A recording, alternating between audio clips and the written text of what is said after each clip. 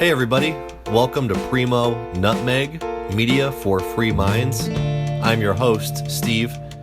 First off, I'd like to apologize for taking a 2-week break after doing the big 100th and 101st episodes of Primo NUTMEG with Ken Shamrock and Ron Paul, and also episode 102 with Jake Dunnigan. I went on vacation to Florida, and I actually got engaged there.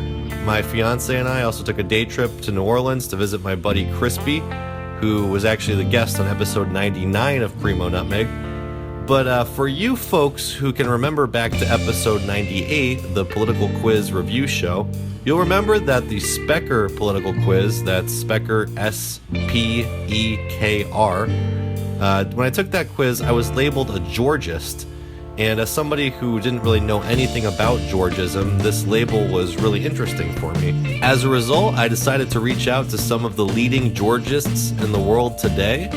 So over the next several episodes of Primo NUTMEG, I'm going to be interviewing those folks, including Mason Gaffney, Ted Gortney, and today's guest, Nick Tideman. Dr. Tideman is professor of economics at Virginia Tech. He got his BA in mathematics and economics from Reed College in 1965 and his Ph.D. in economics from the University of Chicago in 1969. He also was an assistant professor of economics and a research associate at Harvard University, as well as professor at the University of Buckingham in England, and also a visiting scholar at the American Institute for Economic Research. On the show today, Dr. Tideman will explain to me what Georgism is and how it fits in on the political and economic spectrums. One quick reminder, folks, if you do enjoy this interview, please do show your support by subscribing to the Primo NUTMEG podcast so you can stay up to date on all of our latest shows, including our upcoming interviews with Mason Gaffney and Ted Gortney. Also make a note to stop by our new website, primonutmeg.com. There you'll see links to previous interviews with Fred Foldvery, David Friedman, Walter Block, Kevin Carson, Thomas Greco, Noam Chomsky, Ron Paul, Ralph Nader, Jill Stein, and many others. Thanks again, folks, and I hope that you enjoy this interview with Dr. Nick Tideman. Dr. Nick Tideman, welcome to Primo NUTMEG. Thank you. So, you are considered a leading Georgist economist. Could you explain exactly what Georgism is? I think that Georgism is primarily the idea that people have equal rights to the earth and that this ought to be reflected in our institutions. George proposed in particular that we reflect this by abolishing all taxes except for tax on land. And modern Georgists would say that environmental charges fall into the same category as taxes on land and are appropriate, whereas other taxes infringe upon human rights and are inappropriate. So could you maybe explain that a little more in depth? Why is an income tax, for example, or a sales tax, why are those bad taxes, but why would a land tax be a better alternative? An income tax or a sales tax takes part of what a person produces and says it belongs to everybody. Now, I have a somewhat different view than the standard Georgist view. I think that if we have taxes on income or sales at a local level, that can be a reflection of the kind of society that people want to construct for themselves, and anybody who doesn't like it can live somewhere else. Whereas if an income tax or a sales tax is implemented at a national level, it is very difficult for somebody to get out from under it, and therefore at a national level it does reflect an impingement on what ought to be people's opportunities to benefit from their productive efforts. A land tax, on the other hand, represents collection by the community of the value of exclusive access to a resource that nobody made. Now, I depart from some Georgists here as well, in that I think it's important to distinguish the sources of land value. Some of land value comes from nature, some comes from public infrastructure, and some comes from private development. It's the part that comes from nature that ought to be shared equally among everybody. The part that comes from infrastructure should be used to finance the infrastructure. And the part that comes from private development is best used to subsidize the private development that adds to land value. The idea is that all of the sources of value have claims attached to them, and the claims that the value that arises from human effort ought to be understood to belong to the people that engage in that effort and are thereby productive. So why does a tax need to be collected? I mean, I understand where the value in nature is not created by man and thus must be shared. But couldn't you just go along the lines of saying philosophically that property ownership is invalid, and maybe going under like a Native American model where we just don't recognize property ownership? Is there something fundamentally wrong with that position? Well, it's important to have exclusive access to pieces of land in order that land is used productively. There's the old saying that you shouldn't reap where you haven't sown, that he who sows should also be he who reaps, something like that anyway. And so it's important to make land available for productive use to whoever can use it best. But it's also important to recognize that we all have equal claims on it. Now, if we were all equally productive and all wanted to use the same amount of land, then we wouldn't need any taxes. We could just divide it equally. But it isn't efficient to divide it equally. It's good to have a market that identifies the people who can make the best use of land. But then for fairness, we have to say that if you find it worthwhile to use more than your share, you owe compensation to those who thereby have less in their shares. So when you say that this tax would be collected at a local level, does that mean by state government? Does that mean by town government? Who is collecting this tax? Well, it could be done in any way, but I think that right now property taxes are collected mainly at the city and county level, and that's a reasonable way to do it. If you go back to the Articles of Confederation, you find that the plan was for the federal government of the United States to be financed by charges on states according to the value of the land in each state. And I would extend that principle and say that I'd like to see the federal government today financed by levies on the states and not on individuals. And then each state would assign taxes due to counties, and counties would collect all the taxes. That would be an attractive model in my mind. So could you explain the relationship between land and money? I suppose that one of the relationships is that the money system is a source of value that, in a sense, is not the product of any individual effort. And therefore, as with land, it seems to me to make sense to share the value of the monetary system equally among the population. Another connection between land and money is that the monetary system, or the banking system, is used to finance purchases of land. And the monetary system the banking system tends to go through difficult times when land prices collapse because the loans that have been extended to buy land are no longer collectible.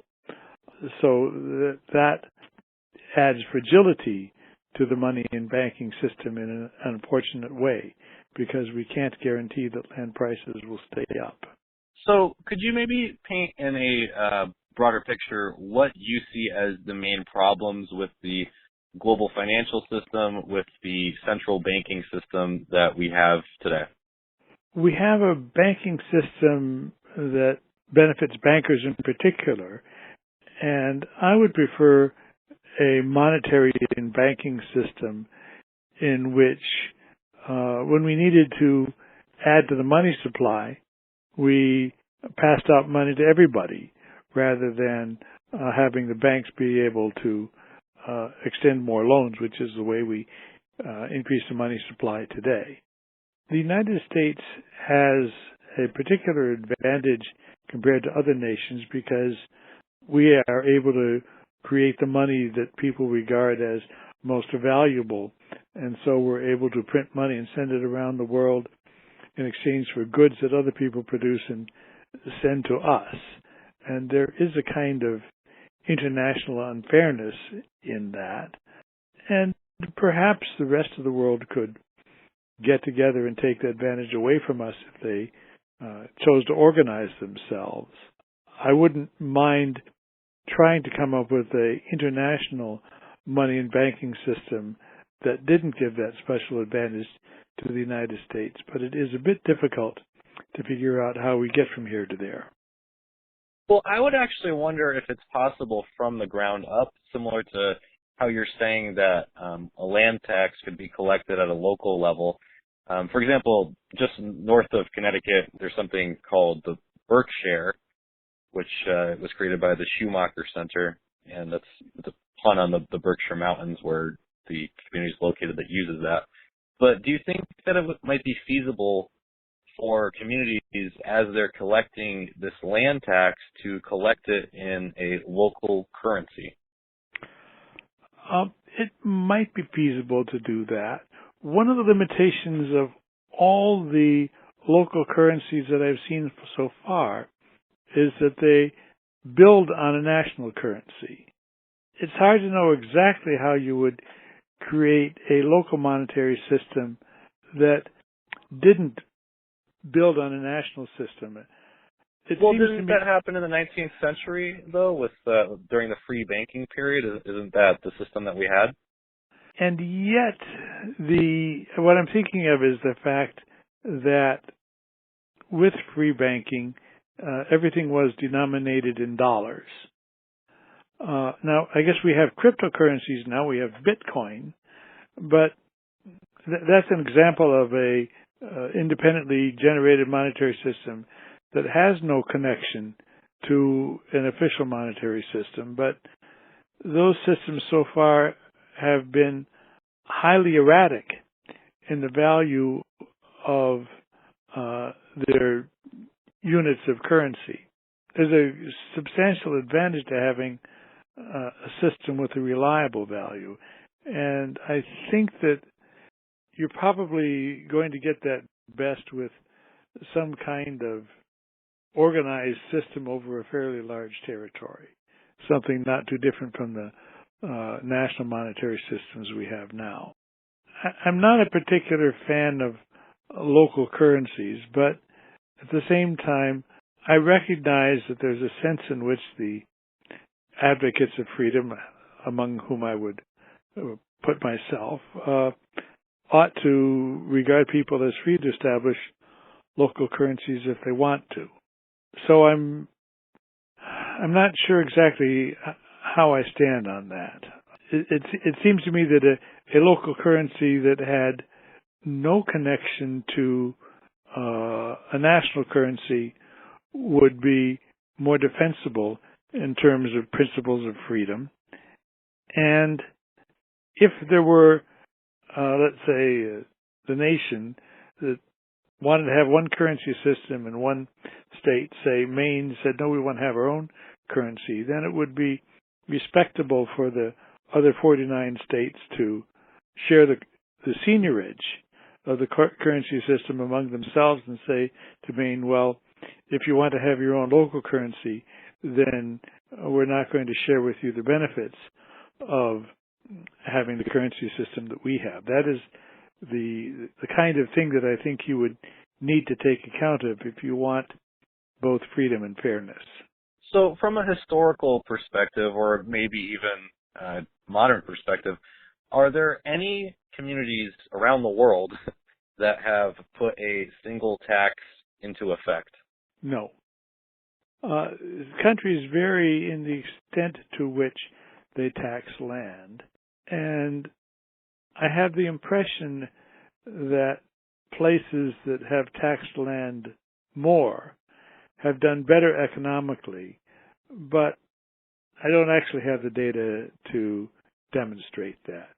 The places that I would look where I believe that more land tax is collected and the economies are doing better would be places like Singapore and Hong Kong, and possibly South Korea. Well, it's somewhat interesting to me that this never really happened in the U.S., right? Because Henry George was a very famous and popular economist during the late 19th century, wasn't he? Yes, all educated people were aware of his ideas at the end of the 19th century and in the early part of the 20th century.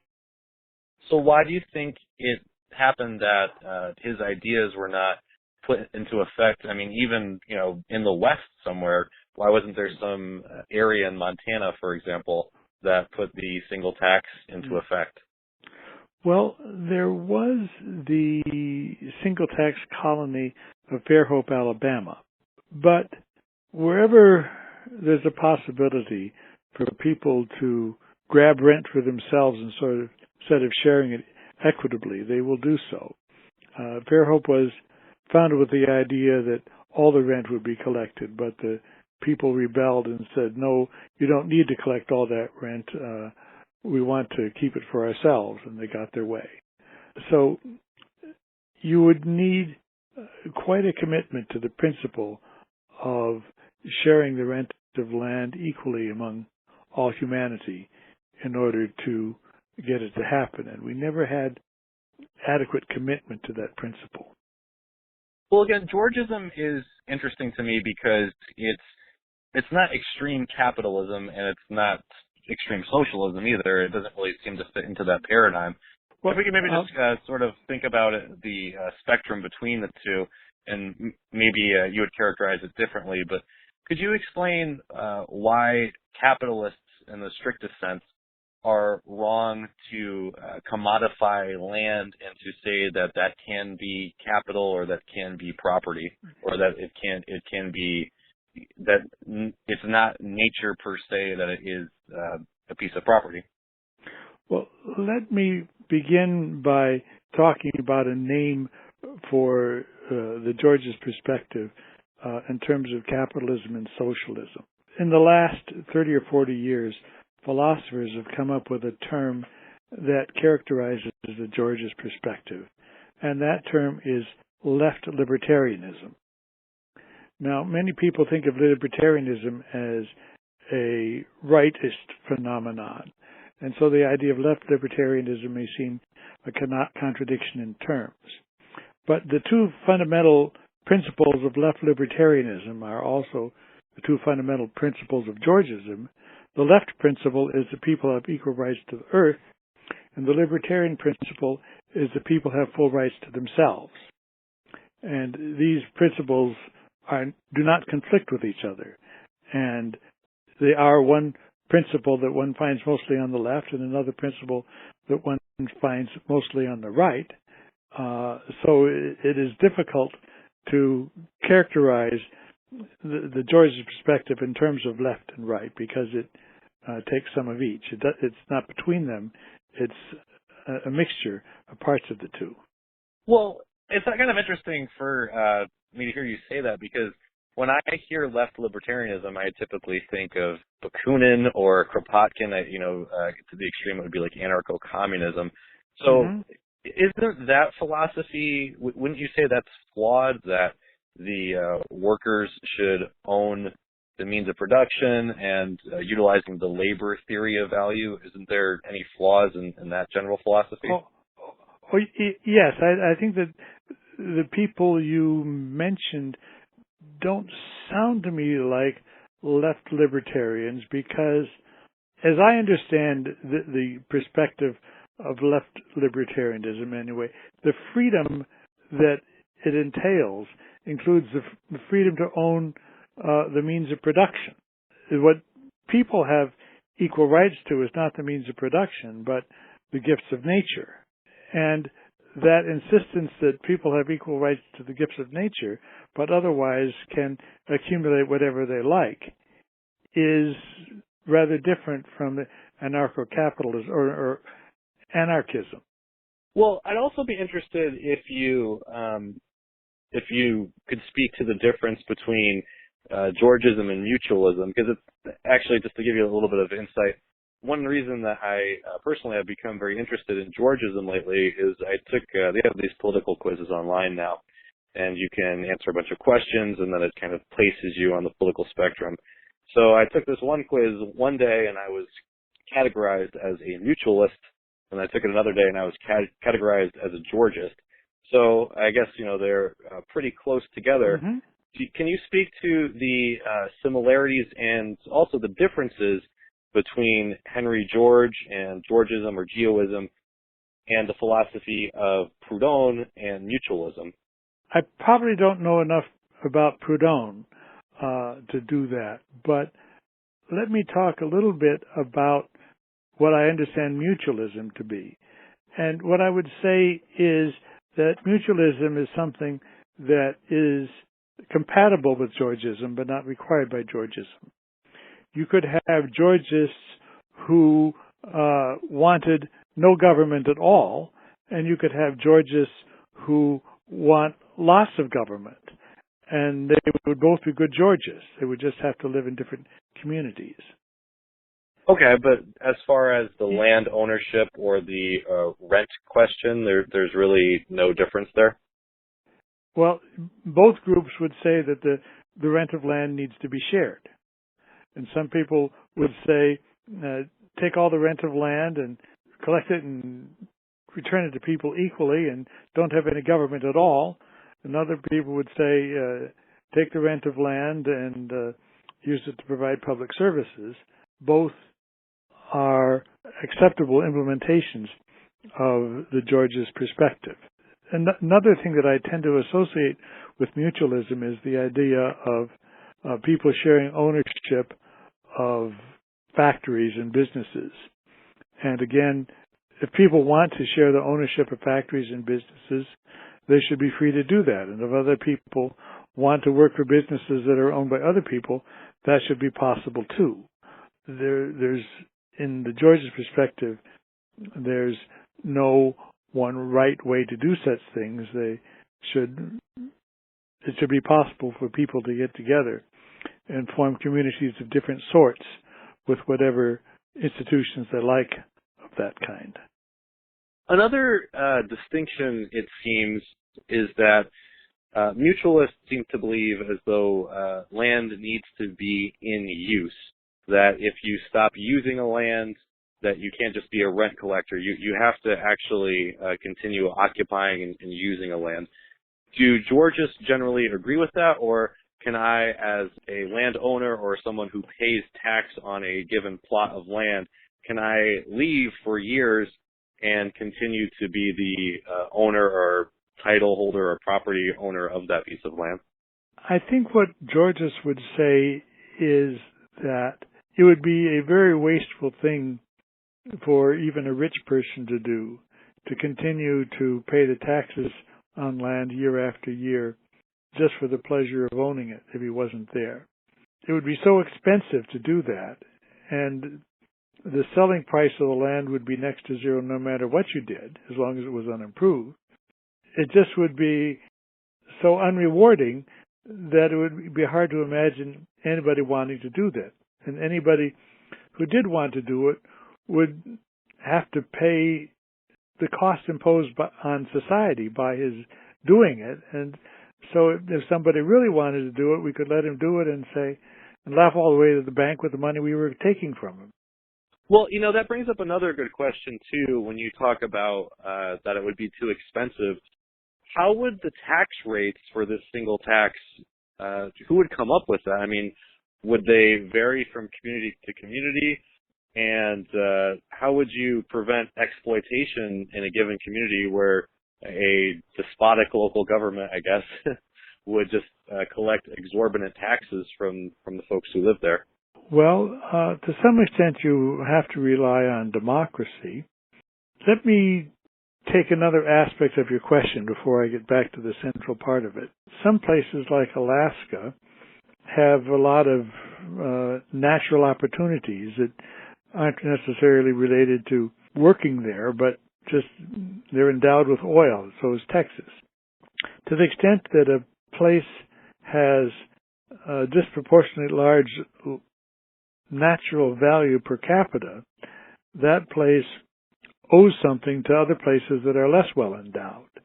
So you would need a set of institutions to require those that had more land value per capita to share with those who had less. So that's part of what would keep people from misbehaving, is that they would have an obligation to pay any disproportionate rent that they were collecting, or they were able to collect. Now, as the standard for what the tax would be is that it should be as much as someone is willing to pay for the use of the land when it's unimproved. I imagine the assessors in a Georgist community as purchasing title to land with old worn-out improvements, tearing down the improvements, leveling the land, making it ready for reuse, and then auctioning it off on a rental basis, asking what are you willing to pay for the use of this land for the next 3 years, with the understanding that in future years you're going to have to pay what we estimate the rent to be from similar auctions of similar land. And on the basis of these auctions of land on a rental basis, the assessor would construct a land value map. And we would know that the land value map was a good map if for every piece of land there was someone willing to use it, and whenever unimproved land was sold, it sold for not very much money at all. So let's maybe just to put this in more concrete terms, sort of walk through the process of what would happen in a Georgist society if I was to buy a piece of land. So typically now, I would go to a bank and I would apply for a loan, and I could put money down, or I could apply for a no money down loan. And I would be approved. I would get the piece of land, and then in the mortgage, I would pay the property tax in that. So how would that be fundamentally different in a Georgia society? When would the taxes start being collected, and how would the mortgage process be different?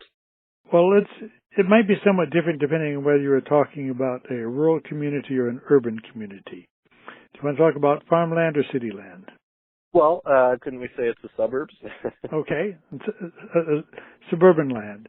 And let's suppose that we're talking about a place that is suitable for building a house. Maybe somebody had a double wide lot and decided he didn't need the second half of his lot, and he's ready to turn it over to somebody else to build a house on. And you acquire that lot from the owner, and you're ready to build a house on it. So this is a lot that is unimproved. It's not too far from a sewer line and electric lines and so on, but it doesn't have any houses on it, any improvements to note. And when the owner goes to sell the land, he finds it'll sell for $5 or $10. I may be exaggerating slightly, but the selling price would be a trivial sum, not worth getting a mortgage on, because the taxes would be such that it didn't pay to own the land unless you wanted to use it. So instead of going to the bank and getting a mortgage, you would just go down to the county courthouse, and it would be agreed that you were now responsible for the taxes. And so you would have a title to the land, meaning that you have exclusive access to it, and you'd be paying taxes on it. And that would be the way it would be different. And if you ever wanted to sell your vacant land because you decided not to use it after all, you would find that you could get almost nothing for it. If you built a good house on it, you could sell it for the value of the house. So I'm just curious in asking too. It seems as though Georgism as an economic philosophy, it's very centered on these topics of land ownership. But does it inform any other area of politics? I believe that we touched vaguely on civil liberties. Do you think that this economic philosophy can be extrapolated, sort of as anarcho-capitalism or voluntarism is extrapolated to have social connotations as well? One thing that follows naturally is environmental charges, a carbon tax, a tax on taking fish out of the ocean. Any way in which you depreciate nature, you would have to pay for according to the harm that was done. That's just a natural extension of the idea that the earth belongs to all of us. Another extension that I make is to a system of global sharing of land rent. If some countries have more natural value per capita than others, then those who have more than their share owe compensation to those who have less than their share. If we could implement this idea that land rent has to be shared, we would take the profit out of conquest. And we would also say to people who want to form new societies of whatever religion or outlook that you're entitled to your share of land to form your society. We wouldn't insist that only established countries get to be sovereign. So that is a different perspective also that seems to me to arise naturally from Georgism. And then, as I indicated earlier, with respect to money, it seems to me to be a natural extension of Georgism to say that the seigniorage from money should be shared rather than collected all by the banks. I'm sorry, I don't think we really defined that term. Could you explain to listeners what seigniorage is? Seigniorage is the extra value that arises when we take a piece of paper and turn it into a $100 bill. Suddenly it's worth $100 on the accounts of the United States government. So seigniorage is the difference between the cost of production of money and its value as money. So just to get back to what you were just saying, you said that any impact that we would have on the environment, we would be taxed for that. It seems to me as though everything that I do all day long is in some way impacting the environment. I get on the road and I drive in my car and, that's damaging the environment. Maybe I'm going to hit a squirrel on the way. I'm going to eat food that, is broadly damaging the environment. Either the vegetables are being pulled out of the ground or animals are being harvested. I'll go to the store after work. I'll buy something that was created by having, let's say, a cell phone, for example, the battery that was extracted out of the ground. So it just seems as though everything all day long that I do is damaging the environment. So shouldn't I be getting taxed all day long for all of these negative impacts that I'm having? Well, there's such a thing as an impact that is too trivial to be worth bothering with. For the other impacts, for taking minerals out of the ground, there'll be a severance tax. For wearing out the highway, there could be taxes according to how many miles you traveled on the highways. There could be congestion fees. Whether we owe anything for destroying trees or plants is philosophically controversial, but if we came up with a shared understanding that there were such costs to destroying living things, then we would want to take that into account too, although there would be some combination of prohibitions and costs.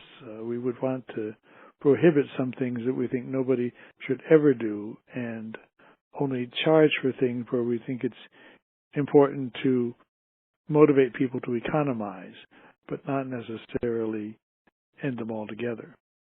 So again, Georgists paint a distinction between the land and nature and property that I could, like a car or I could consumer the product, product for of example. human effort, yes. But all of those raw materials are taken out of the ground to begin with. I mean, if you're harvesting the land, it is the land, really. Yes. So how can you even draw that distinction? From an economic perspective, what you would want to say is that the value of the car is partly the value of the steel in the ground and perhaps other natural components. And if these are going to be recycled someday, you could say you're paying the rent on them. If you are using them up, as we use oil up, then you have to pay for depriving all future generations of their use. To the extent that you are impinging on possibilities of other people using natural opportunities, yes, indeed, there should be a charge for that. But in many cases, the charge will be small enough that it won't affect our actions much, and that will be appropriate if the costs are small. So one thing that anarcho-capitalists say is that in an anarcho-capitalist world, you could have the opposite. You could have communities that chose to be communist. Yes. So do you see any kind of opt-out in Georgism? Can any community opt out and try things differently, or does the whole philosophy really depend on everyone going along with the plan? I think there are opt-outs. So we have communist components of our society today. We have the Hutterites who own all things in common. We have monasteries where things are owned in common, and there's nothing wrong with people choosing to live that way as long as they don't insist on imposing their way of thinking on others. Similarly, if you wanted to have a group of people who allowed a dictator to specify exactly what they had to do all day, there'd be some possibility for that. But the Georgist interest in human liberty would say that you can't have a society that doesn't allow anyone who wants to leave to leave. But anything you want to organize within the obligation of people, the obligation to allow anyone who wants to leave is permitted. Well, Dr. Tideman, I really did enjoy this conversation. I think it's very thought-provoking, and there is a lot there to get into, so I appreciate your time today. For the listeners who were interested in this discussion, where can they find out more about you, your work, and Georgism? Well, I think that you should go on Google Scholar and find a list of my papers. And the papers are scattered around the internet. One of the more recent papers that I've written is titled The Needed Moral Revolution. And it's a chapter in, I believe the title of the book is Rent Unmasked, edited by Fred Harrison. Thank you very much for being on the show today. I really do appreciate your time, and hopefully we can have you back on at some point in the future. Thank you for the interview.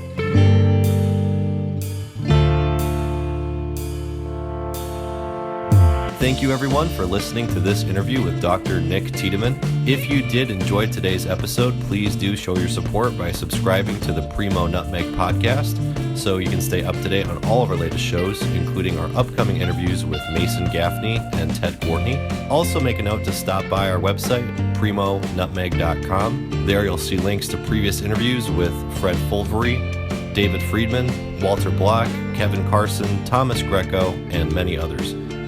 Thanks again, everyone, for listening, and this is Steve saying, until next time.